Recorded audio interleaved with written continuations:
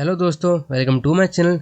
मेरा नाम है गौरव। आज हम स्काई फायर मूवी को एक्सप्लेन करेंगे। मूवी की स्टार्टिंग होती है जियोमिंग से, जो कि जंगल में अपनी माँ सू के साथ होती है। उसके बाद जियोमिंग अपनी माँ को बताती है कि बर्फ पिघलना शुरू हो गई है, मगर उसकी माँ को बर्फ पिघलना पॉसिबल नहीं लगता। जब वह खुद देखती है कि बर्फ पिघलना शुरू हो गई है तो वह डर के वहाँ से भागने को कहती है। उसके बाद हमें जंगल में कैंप दिखाई देता है। वहाँ अचानक से वोल्केनो फटने की आवाज आती है और फायरबॉल गिरना शुरू हो जाती है। कैंप का लीडर और सू का हस्बैंड सू से पूछता है कि तुम कहां पर हो। सू उसे स्टेशन के वेस्ट की तरफ जल्दी से आने को कहती है। उसके बाद सू अपनी बेटी को किसी तरह ट्रक पर चढ़ाने में सफल होती है और खुद फायरबॉल गिरने पर वहां पर गिर जाती है। तभी वहां सू का हस्बैंड कार लेकर आता है, मगर कार के पलटने की वजह से सू को नहीं बचा पाता और सू देखते ही देखते वोल्केनो के धुएं में गायब हो जाती है। उसके बाद हमें पता लगता है कि उस घटना को काफी सारे साल बीत चुके होते हैं। जियोमिंग के पिता सेमिनार में लोगों को उस हादसे के बारे में बताते हैं और कहते हैं कि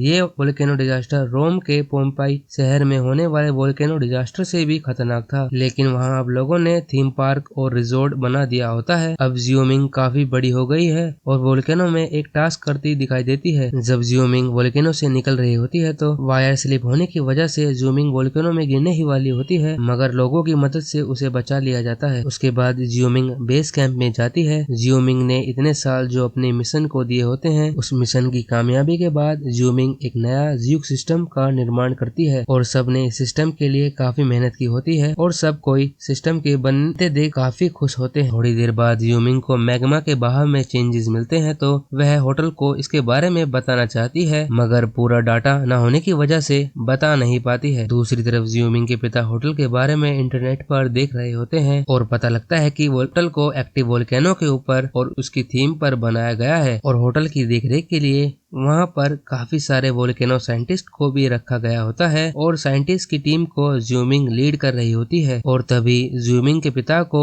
कुछ वोल्केनो के बारे में अजीब सा पता चलता है। दूसरी तरफ होटल को टूरिस्ट के लिए खोलने का प्लान करा जा रहा होता है। होटल के मालिक हैरिस को एक लड़की बताती है कि पाइप ड्रिलिंग कंपनी उनसे खुश नहीं है, क्योंकि हैरिस ने उन्हें पाइप ड्रिलिंग से ज्यादा जैब ड्रिलिंग करने को कहा होता है और उनकी पेमेंट उन्हें अभी तक नहीं मिली होती। तभी जियोमिंग वहां आकर हैरिस को ड्रिल न करना और टूरिस्ट के लिए होटल बंद करने के लिए कहती है, मगर हैरिस उसकी बात नहीं मानता क्योंकि उसके पास साइंटिफिक डाटा नहीं है और वह इस डाटा को लेने के लिए हैरिस से समय मांगती है। हम देखते हैं कि जियोमिंग के पिता उससे मिलने कैंप में आ जाते हैं और उसे वोल्केनो फटने के बारे में और उसे वहां से चलने के लिए कहते हैं, मगर जियोमिंग अपनी जॉब को छोड़ना नहीं चाहती और यहीं रहकर वोल्केनो के बारे में और जानना चाहती है। तभी हेलीकॉप्टर आता है और जियोमिंग को वहां से जाना पड़ता है, मगर उसके पिता भी उसके साथ जाना चाहते हैं। दूसरी तरफ हैरिस की वाइफ और बिजनेस पार्टनर सभी लोगों को होटल के बारे में बता और दिखा रही होती है और कहती है कि इस थीम पार्क को हमें तैयार करने के लिए 4 साल लगे हैं। दूसरी तरफ जियोमिंग अपने पिता और कुछ लोगों के साथ वोल्केनो की जांच करने के लिए आई होती है। तभी मैंग के पिता जियांग को कहते हैं कि जो मैंने तुम्हें मना किया तुम मैंग को वहीं ले आए। जियांग कहता है कि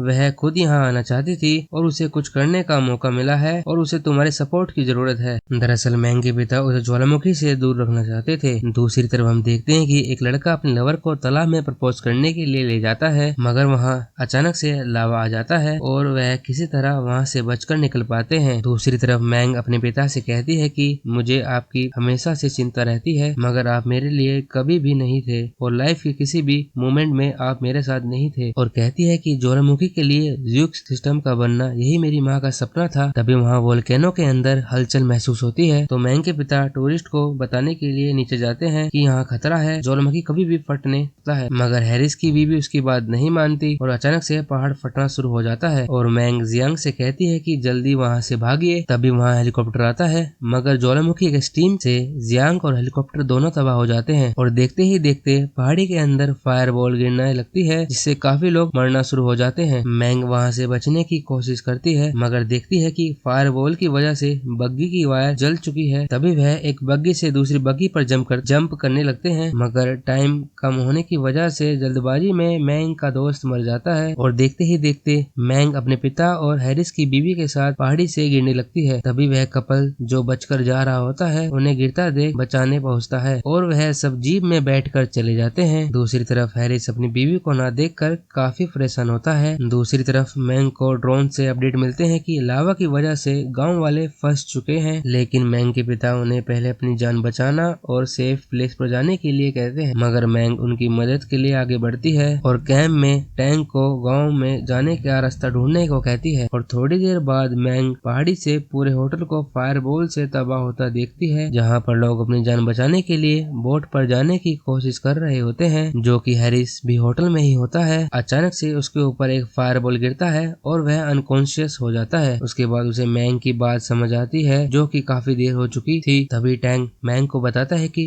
गांव में जाने के सभी रास्ते बंद हो चुके हैं और सभी लोग रिजॉर्ट को खाली कर रहे हैं। दूसरी तरफ यह खबर पूरी दुनिया में फैल गई है। सभी न्यूज चैनल इसके बारे में बात कर रहे होते हैं। उनके मुताबिक यहाँ पर 50,000 नागरिक हैं। दूसरी तरफ मैंग कुछ ऐसा प्लान करती है कि जिससे गांव के लोगों की जान बच सके। हैरिस को एक बच्चे के रोने की आवाज आती है, तो वह उसे बचाने के लिए जाता है तो देखता है कि उसकी माँ मर चुकी होती है। तो हैरिस उसे बोट पर ले जाता है, मगर खुद बोट पर नहीं जाता और देखते ही देखते वो भी मर जाता है। दूसरी तरफ मैंग के जीप के पीछे लावा तेजी से आने लगता है, मगर लावा की वजह से जीप में आग लग जाती है और उसे गैस के सिलेंडर फटने ही वाले होते हैं। मगर मैंग उसे किसी तरह हटाने में कामयाब होती है और वहाँ से बचकर निकल जाती है। और लावा गांव में आने ही वाला होता है, मगर उनके वहाँ पहुँचने से पहले ही लावा वहाँ पर आ जाता है। मगर उन्हें अपनी प्लान को पूरा करने के लिए एक लीवर को वहाँ से नीचे खींचना होगा, जो कि लावा की वजह से पॉसिबल नहीं है। तो मैंग टैंक गो से कहती है कि तुम्हें अपना ड्रोन से इस जगह पर हिट करना होगा ताकि लीवर नीचे गिर जाए और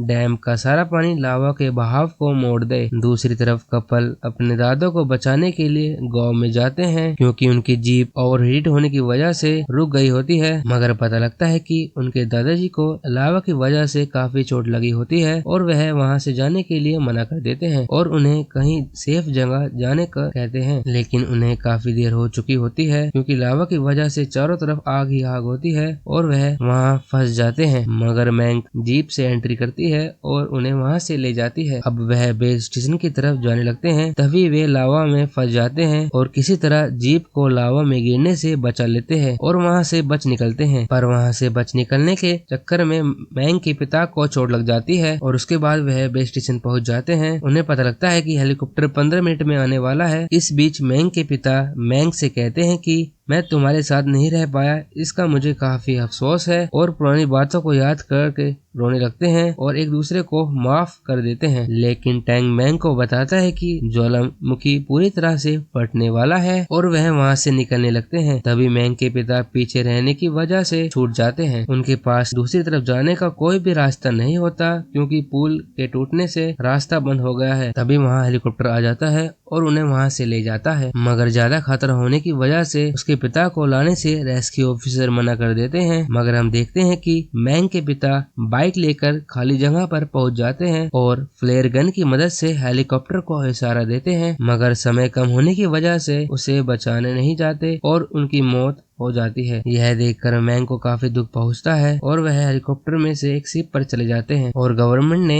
वहां के लोगों को बचाने के लिए रेस्क्यू ऑपरेशन शुरू किया होता है। अब वहां देखते हैं कि हैरिस की बीवी उस बच्ची को देखती है जिसे हैरिस ने अपनी वॉच दी थी, तो उससे यह पूछती है कि जिसने तुम्हें ये वॉच दी है वह इस बोट पर है, मगर बच्ची मना कर देती है। दूसरी तरफ देख रहे होते हैं कि रेस्क्यू टीम लोगों को कैसे बचा रही होती है। वहीं पर देखते हैं कि मैंग के पिता जिंदा है, रेस्क्यू टीम उन्हें बचा रही होती है और इस तरह वह मैंग से मिलते हैं। अपने पिता को जिंदा देख मैंग काफी खुश होती है और मैंग के पिता बताते हैं कि तुम्हारे ज्यूक सिस्टम ने मुझे सेफ लावा ट्यूब ढूंढने में मदद की और इस तरह मैं वहां छुपकर ब्लास्ट से बच पाया। और इस तरह होती है स्काई फायर मूवी की ending. See you in the next movie, तब तक के लिए good bye and keep watching.